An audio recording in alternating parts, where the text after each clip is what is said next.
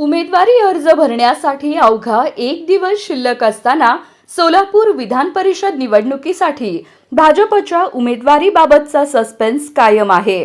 सुरुवातीपासून माजी आमदार प्रशांत परिचारक यांचे नाव आघाडीवर मानले जात होते. अनेक राजकीय जाणकारांनीही त्यांच्या उमेदवारीची शक्यता व्यक्त केली होती.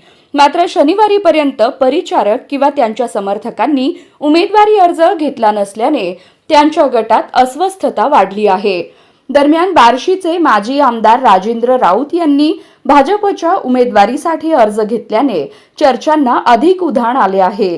राऊत यांनी मंत्री चंद्रकांत पाटील, पालकमंत्री जयकुमार गोरे यांच्या माध्यमातून मुख्यमंत्री देवेंद्र फडणवीस यांच्याकडे उमेदवारीसाठी प्रयत्न केल्याची चर्चा आहे. त्यामुळे उमेदवारी परिचारक यांना मिळणार की राऊत यांना, याबाबत संभ्रम निर्माण झाला आहे. राऊत यांनी अर्ज घेतल्यानंतर भाजपचे जिल्हाध्यक्ष शशिकांत चव्हाण यांनी पंढरपुरात जाऊन प्रशांत परिचारक यांची भेट घेतल्याचं समोर आलं आहे. मात्र या बैठकीत नेमकी काय चर्चा झाली याची माहिती मिळालेली नाही.